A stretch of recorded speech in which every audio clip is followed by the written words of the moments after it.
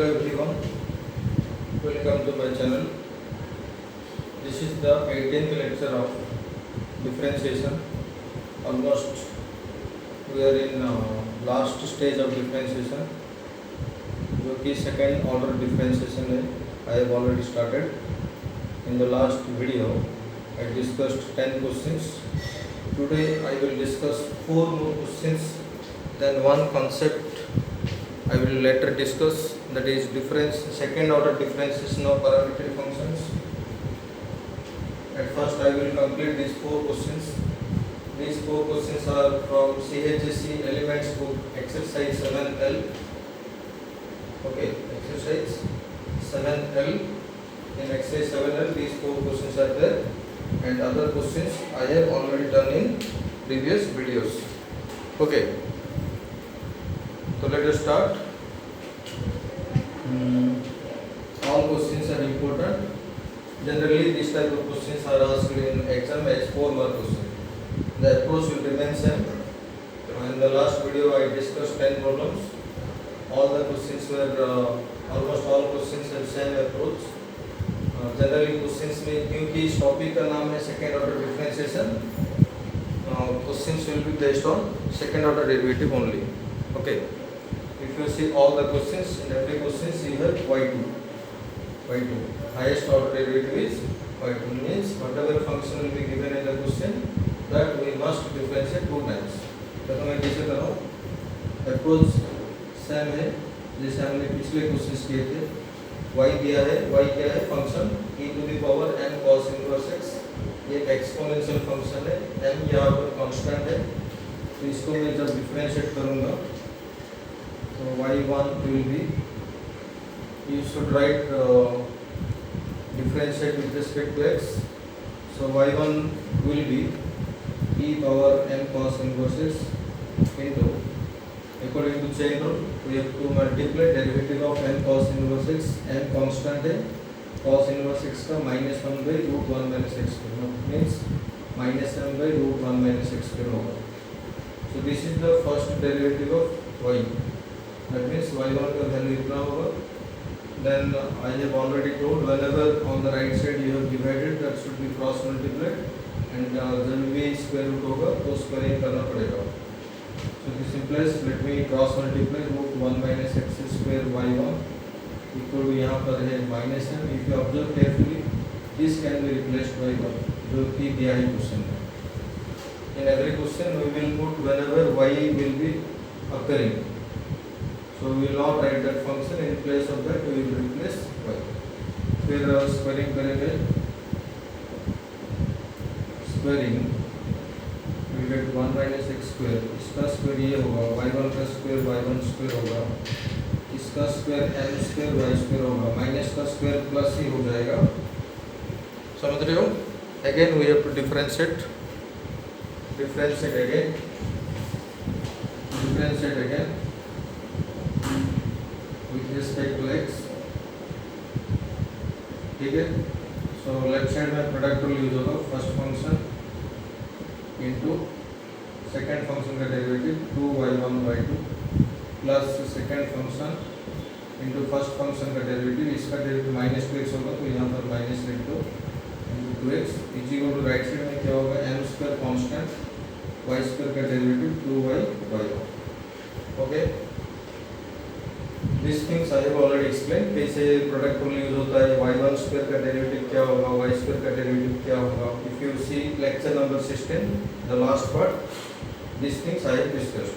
Now you can see 2 cancels, common factor है y1 वो भी common factor है. तो क्या बचा? 1 minus x square into y2 minus यहाँ पर x y1 equal to m square y. देखो स्टूडेंट, यही तक क्वेश्चन प्रूव करने के लिए. तो 4-5 स्टेप में हो जा रहा है. If you do properly you can get the answer. तो प्रूव हो गया. क्वेश्चन नंबर 2 भी वैसे ही होगा. क्वेश्चन नंबर 2 का देखो. If you want, you can pause the video and you try yourself, then check whether you are getting the answer or not. Question number 2 में y दिया है sin इनवर्स x का square. Most of the time this type of question generally asked in the board exam proof करने के लिए। इसलिए तो y क्या है, साइन इनवर्स x का स्क्वायर, ये प्रूफ करना है। इसमें भी y2 दिखाई दे रहा है, तो दो बार हम डिफरेंशिएट करेंगे। पहले जब ये डिफरेंशिएट होगा, students you must write differentiate with respect to x।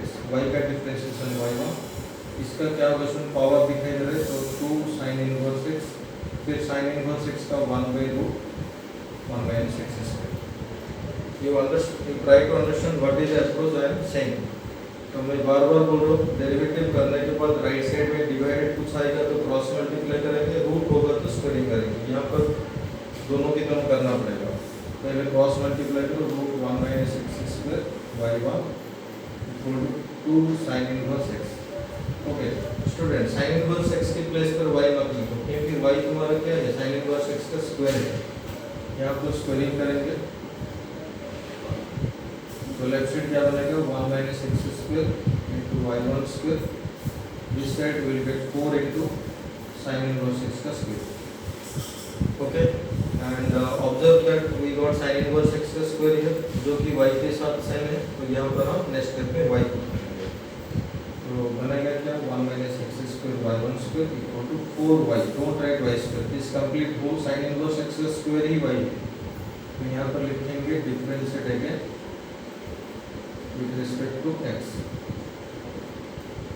Almost every question में यही आता है, लेफ्ट साइड में यही आएगा। First function into second function का derivative 2y1/2 plus second function, इसका डेरिवेटिव -2x होगा, तो यहाँ पर माइनस होगा 2x। 4y का डेरिवेटिव फ्रेंड 4y1, तो गेटिंग 4 कांस्टेंट y का डेरिवेटिव y1। ओके, तो देन व्हाट विल हैपन,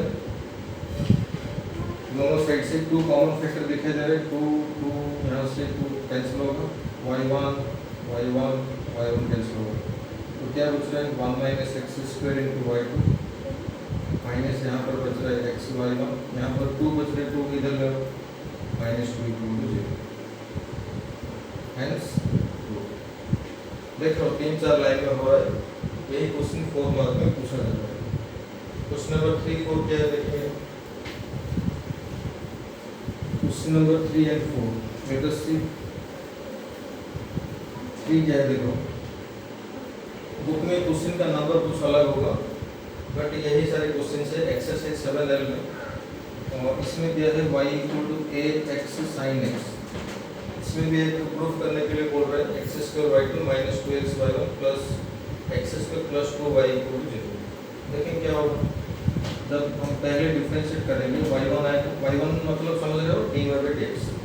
इसका डेरिवेटिव कैसे होगा, a तो कांस्टेंट है, तो हम x sin x का डेरिवेटिव लेंगे, प्रोडक्ट रूल के अकॉर्डिंग, फर्स्ट × सेकंड का डेरिवेटिव प्लस सेकंड × फर्स्ट का डेरिवेटिव, x × sin x का cos x plus sin x × x का 1। यहाँ तक ठीक है, ठीक है। तो अगेन डिफरेंशिएट करेंगे, इसमें तो बाई कुछ नहीं आ रहा है, तो क्रॉस मल्टीप्लाई कुछ नहीं होगा। Differentiate again with respect to x, तो क्या होगा देखो फ्रेंड, y1 का डेरिवेटिव y2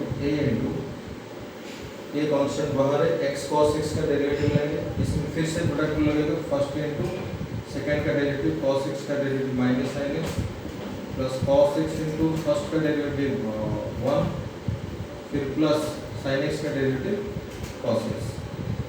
ठीक है, तो ये थोड़ा सिंप्लीफाई हो रहा है, क्या हो रहा है, y2 = a × -x sin x plus 2 cos x। यहाँ पे ठीक है स्टूडेंट। जैसे प्रीवियस क्वेश्चंस में डायरेक्ट प्रूव हो रहा था, बट इस क्वेश्चन में ऐसे डायरेक्ट नहीं होगा। इसमें हम क्या करेंगे, अभी इसका LHS लिखेंगे, ये भी एक तरीका होता है। इस क्वेश्चन में नहीं होगा डायरेक्टली, हम LHS लिखेंगे, x² y2 - 2x y1 plus x² + 2 × y। इसको हमें 0 प्रूव करना है, तो let us put the values.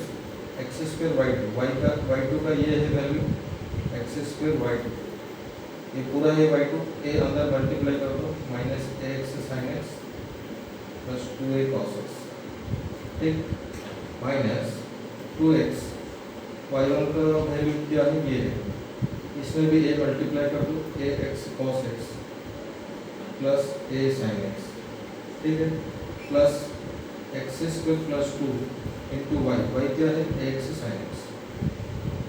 इसको अगर हम ओपन कर देंगे सब कुछ कैंसिल हो जाएगा, जीरो आ जाएगा।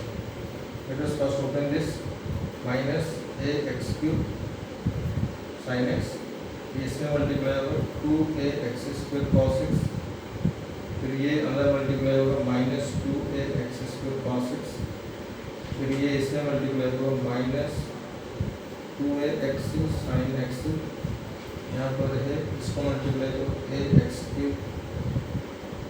क्यूब साइन एक्स, ये खाली सिंप्लीफिकेशन है और कुछ नहीं, प्लस 2x साइन एक्स। फिर देखो ये माइनस में है, ये प्लस में है, कैंसिल, ये प्लस में है, ये माइनस में है, कैंसिल, ये माइनस में है, ये प्लस में है, cancel, 2 0 which is your RHS। Hence इसमें कुछ भी दिमाग लगाने की जरूरत नहीं है, जैसे हम नॉर्मली डेरिवेटिव करते थे वैसे ही कर रहे हैं। y जो दिया है उसको दो बार डिफरेंशिएट करेंगे, फिर LHS लिखेंगे, लिख के y2 का वैल्यू, y1 का वैल्यू, फिर y का वैल्यू पुट करेंगे, सिंप्लीफाई करेंगे तो RHS आ जाएगा। Next question,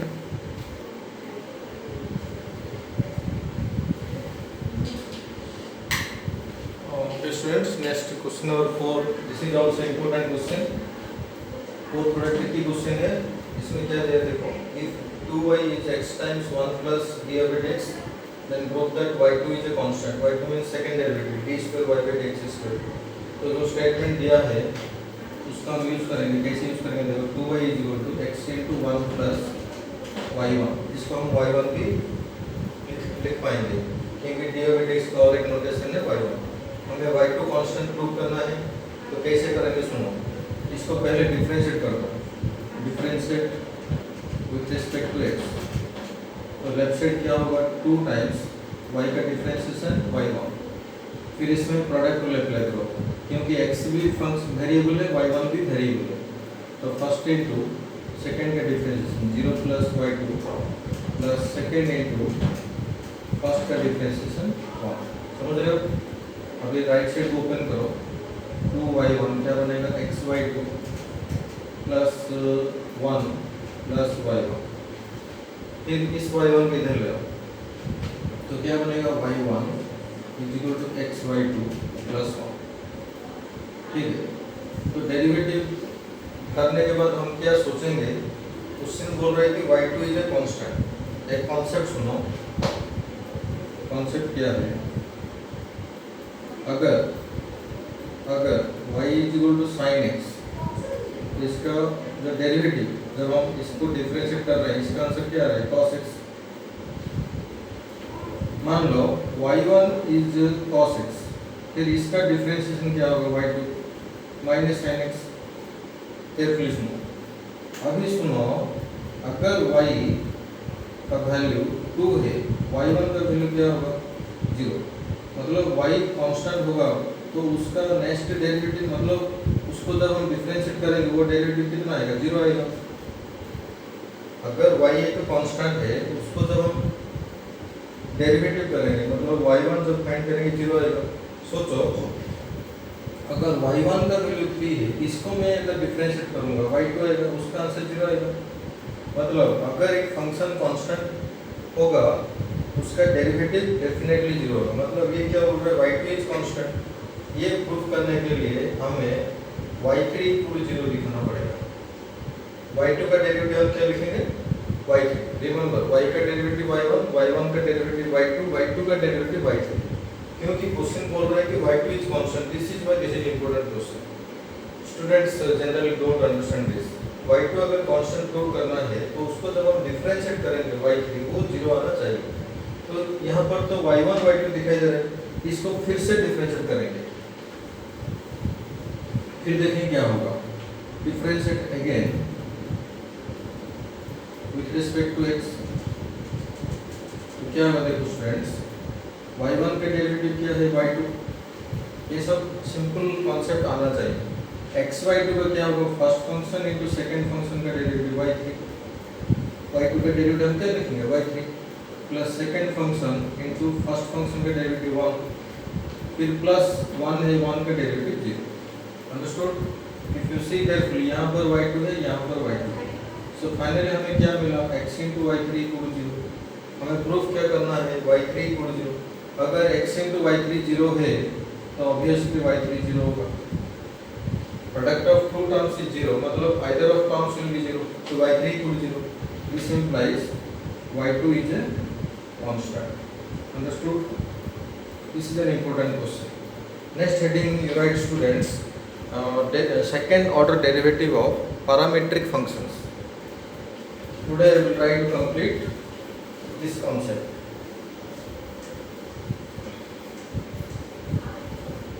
Second order derivative of parametric functions. Second order derivative of parametric functions। ये क्या होता है स्टूडेंट्स, सुनो। पैरामीट्रिक फंक्शंस में हम we have understood how to find first derivative, मतलब dy by dx।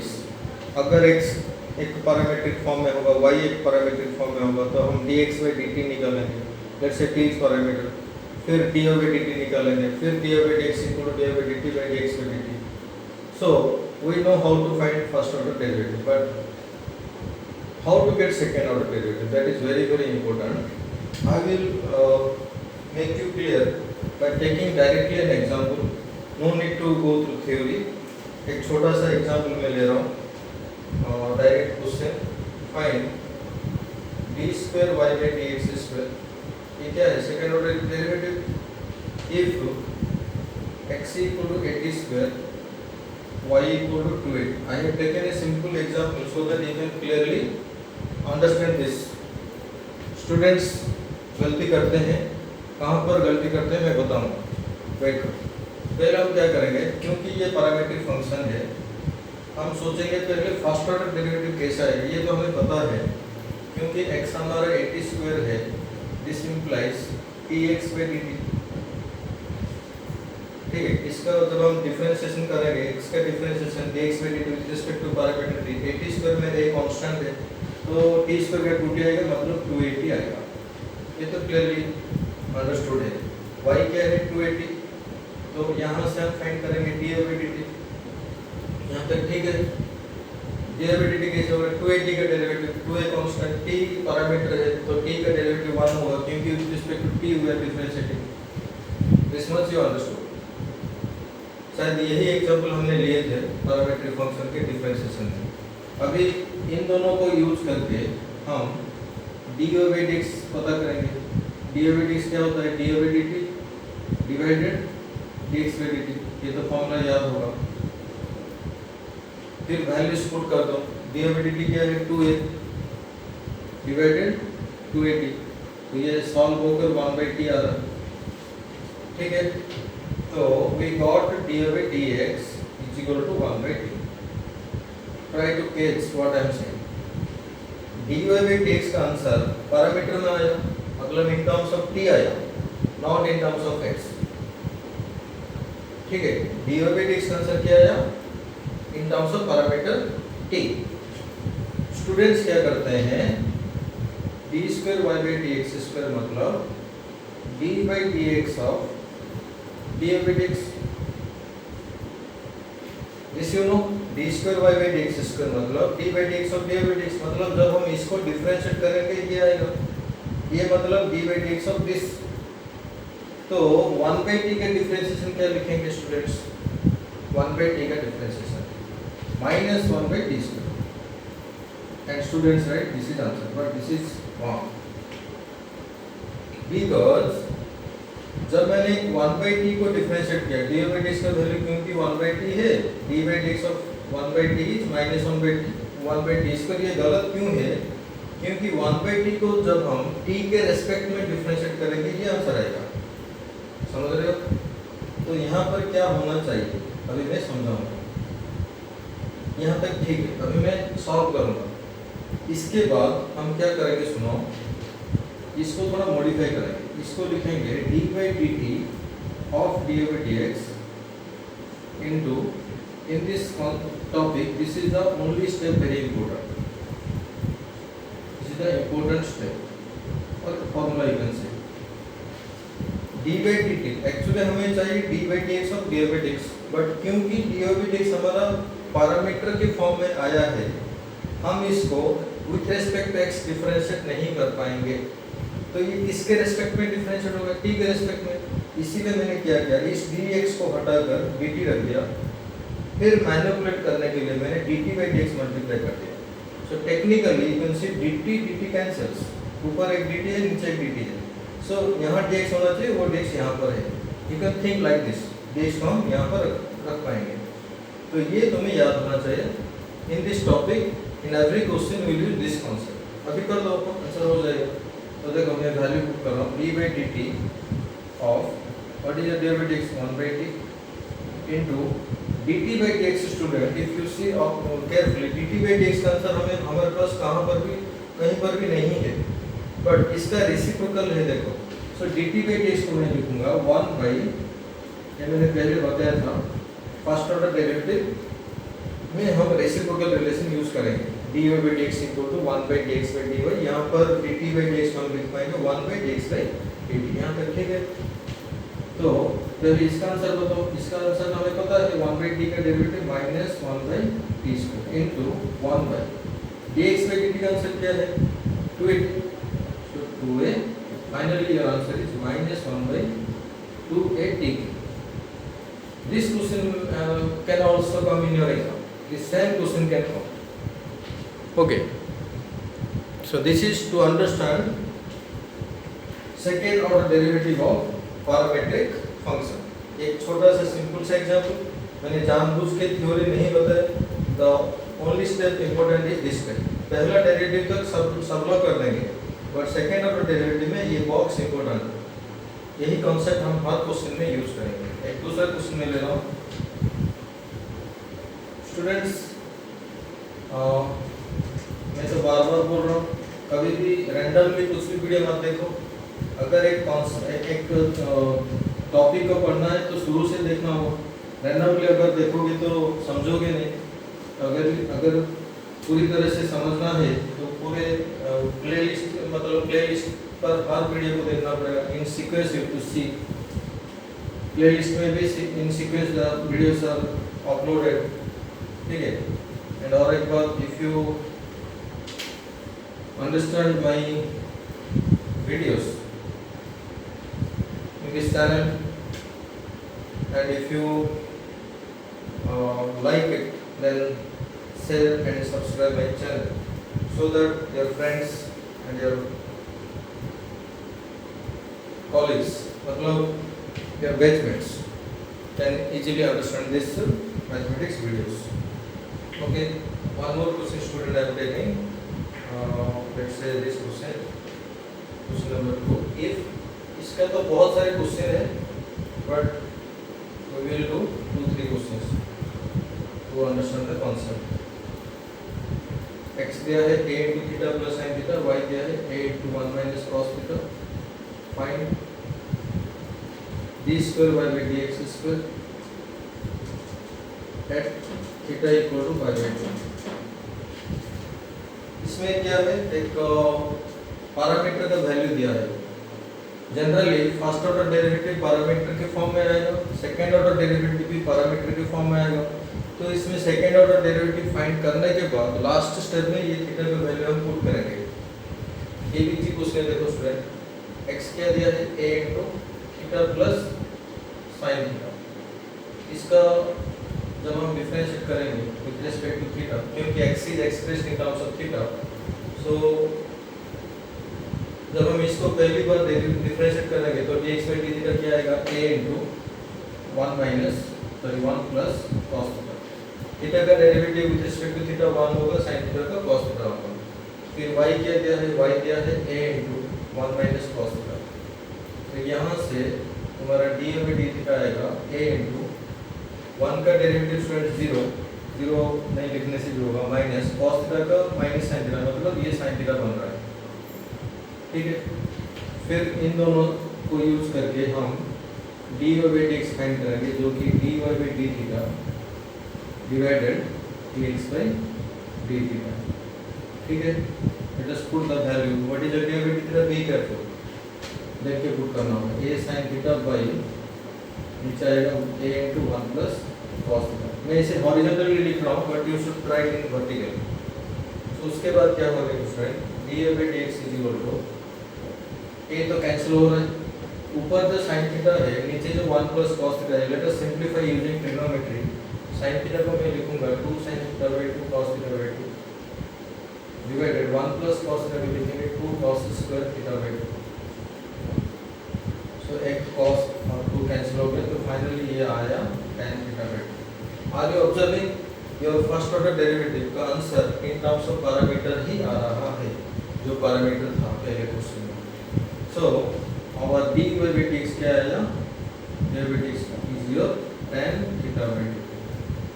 ठीक है, अगर ये 4 मार्क का क्वेश्चन होगा, अगर in exam if you do up to this correct you may get 1/2 और 2 mark, but if you understand you can complete. But हमें चाहिए कि d square Y by D x square ना हो, d square Y by D x square. इसका हम पहले definition लिखेंगे डी बाई डी एक्स और d by x. Student remember, इसको जब हम फिर से डिफरेंशिएट करेंगे we will get D square Y by D x square. तो यहाँ तुम चाहो तो लिखो differentiate with respect to X, not theta, with respect to X, क्योंकि हमें चाहिए D square Y by D x square. Remember, जब हम D Y by D X को with respect to X derivative करेंगे तभी ही ये आएगा. ठीक है, but since our D Y by D X is in terms of parameter theta, derivative क्या है? इन टर्म्स ऑफ पैरामीटर थीटा. इसको हम विथ रिस्पेक्ट टू एक्स से डिफरेंशिएट नहीं करेंगे, तो विथ रिस्पेक्ट टू क्या करेंगे? तो वो अभी मैं लिख रहा हूँ d by d theta of d Y by D x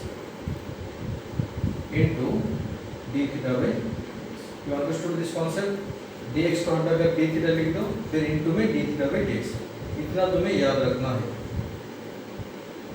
ठीक है, technically d theta cancel, dx ही यहाँ पर आएगा.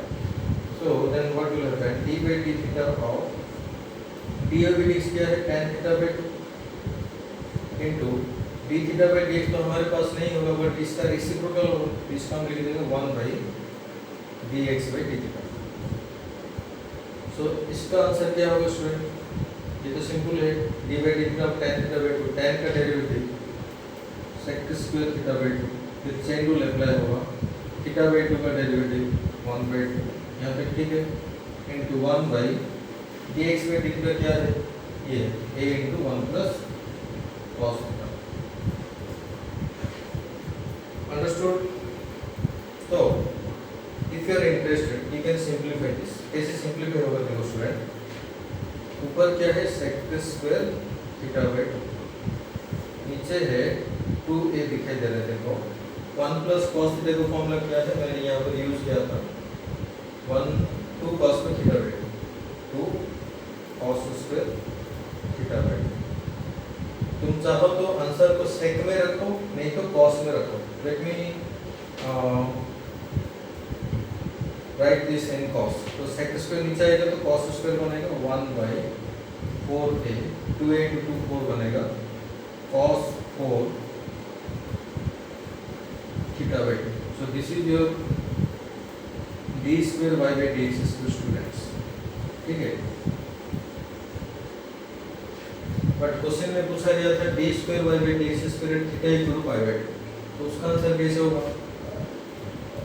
तो let me read some question. तो अभी लिखेंगे now d square y by dx square.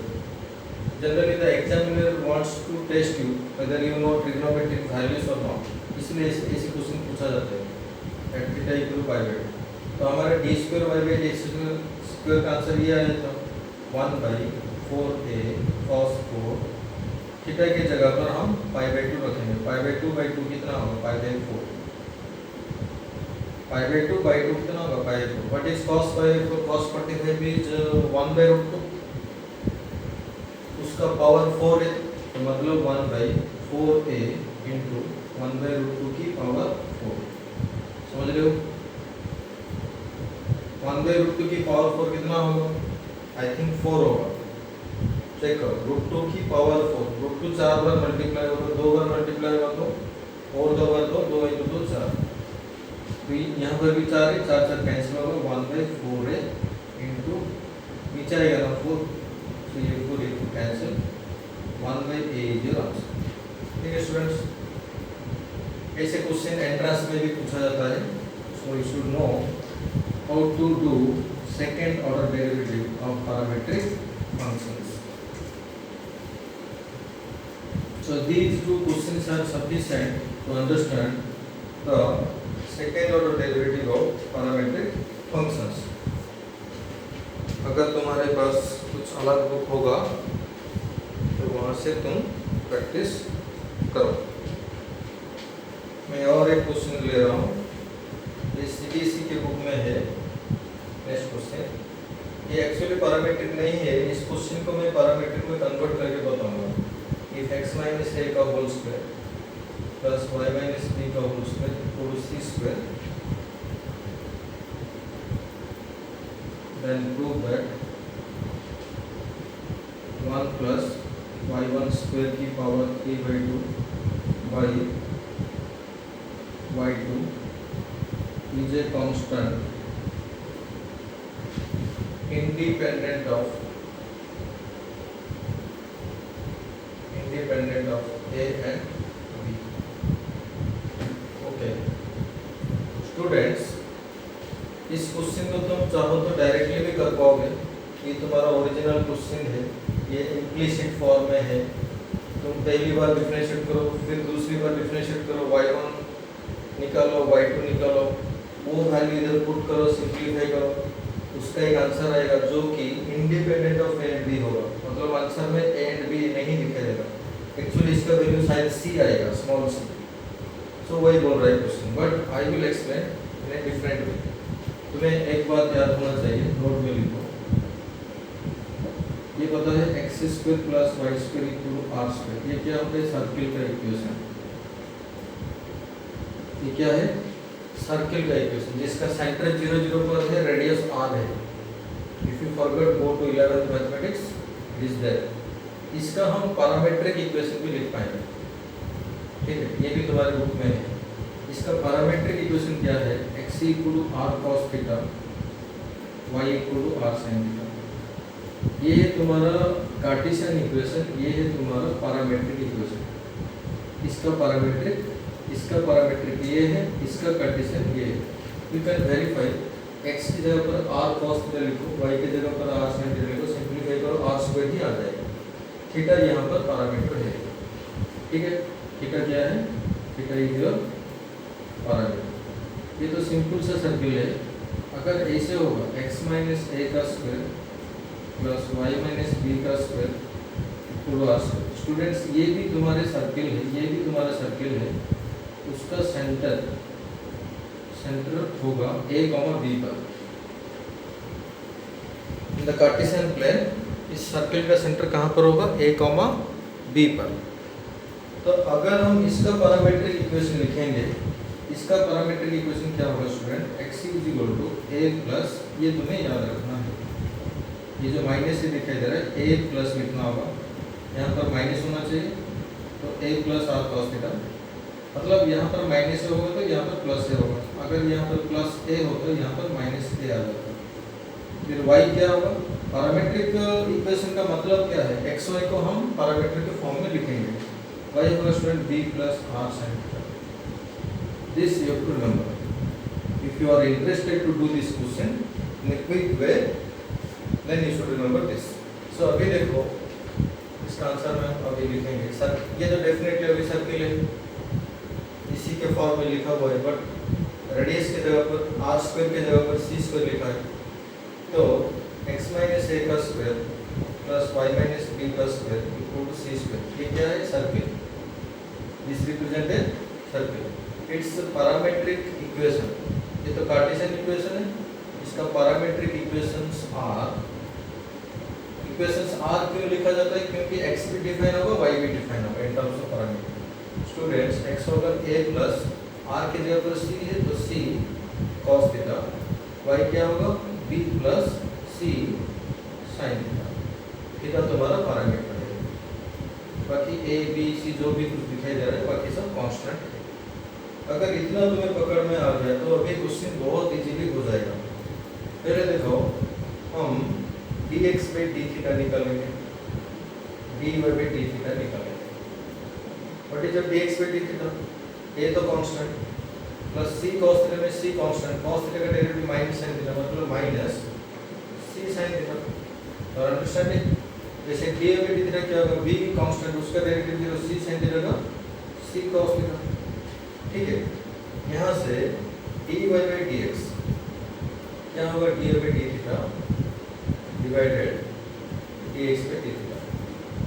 Students in this question your y1 is dy by dx, y2 is d square y by dx square, remember this one। तो यहाँ पर put करेंगे dy by d theta क्या है, c cos theta by minus c sin, यहाँ पर c cancel, ये क्या बन रहा है माइनस cot थीटा। ये जो तुम्हारा dy by dx निकल कर आया, this is your y1। y1 solve हो गया, अभी y2 फाइंड करेंगे। Let me erase this portion. ये सीबीएसई बोर्ड में आया हुआ क्वेश्चन है। अभी हम d square y by dx square find करेंगे। This is nothing but your y2 student. इसका डेफिनेशन क्या है, d by dx of dy by dx। जो मैंने बताया था इसको हम क्या लिखेंगे, d by d theta of dy by dx into d theta by dx। This is the only step which is very important to remember. क्योंकि हमारा dy by dx मतलब y1 in terms of theta आया है, तो हम चाहे तो dy by dx को with respect to x differentiate नहीं कर पाएंगे, विद रिस्पेक्ट टू थीटा ही कर पाएंगे। इसलिए यहाँ पर d थीटा लेना पड़ेगा, इसको मैनिपुलेट करने के d theta by dx multiply करना पड़ेगा। मतलब d by d theta it is minus cot theta into d theta by dx क्या है, d theta by dx can be written 1 by dx by d theta. वो तो मैंने बताया हुआ है, क्योंकि d थीटा by dx हमारे पास नहीं, बट उसका रेसिप्रोकल कर ले, तो d थीटा by dx को हम हर बार 1 by dx by d theta लिखेंगे। अभी देखो इसका आंसर क्या होगा, ये तो वेरी सिंपल फंक्शन है, माइनस एक है, cot थीटा का derivative minus cos x square theta मतलब ये प्लस हो जाएगा cos x square theta into 1 by dx by d theta. What is your dx by d theta, देखो student dx by d theta is minus c sin theta, ये बनेगा minus c sin theta. ठीक है, equal to, इसको अगर मैं आगे simplify करूंगा, I will write in completely in terms of sin theta. इसको हम लिखेंगे 1 by sin स्क्वायर मतलब ये बनता है 1 by मतलब minus 1 by c sin cube theta. ये किसका वैल्यू है स्टूडेंट, y2। यहाँ पर देखो हम y2 सॉल्व कर रहे हैं ना, तो ये तुम्हारा y2 और ये क्या है, ये तुम्हारा y1। ठीक है, अभी वैल्यूज पुट करेंगे, सॉल्व हो जाएगा। लेट मी इरेज, हमें y1 चाहिए y2 चाहिए। Late me erase this portion. Now जो दिया है एक्सप्रेशन उसको हम लिखेंगे 1 प्लस y1 स्क्वायर की power 3 by 2 by y2।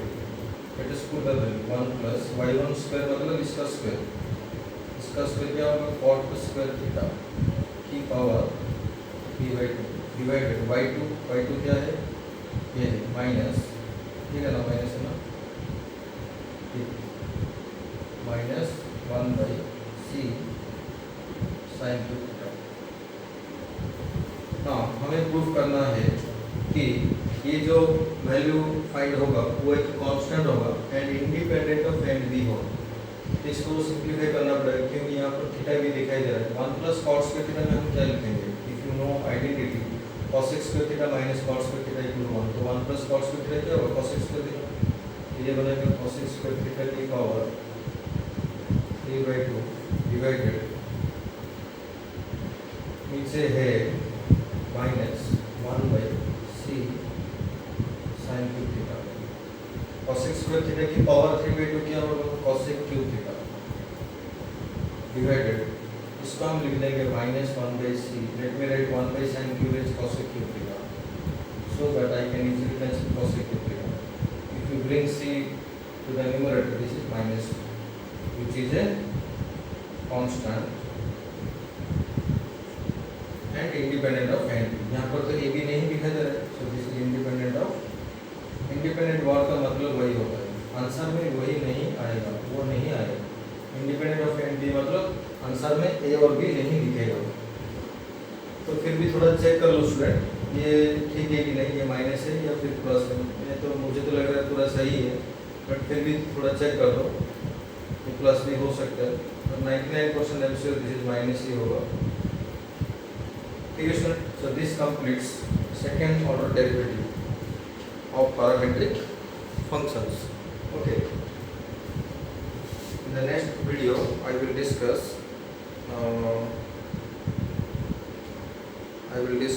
what application of derivative. ठीक है स्टूडेंट,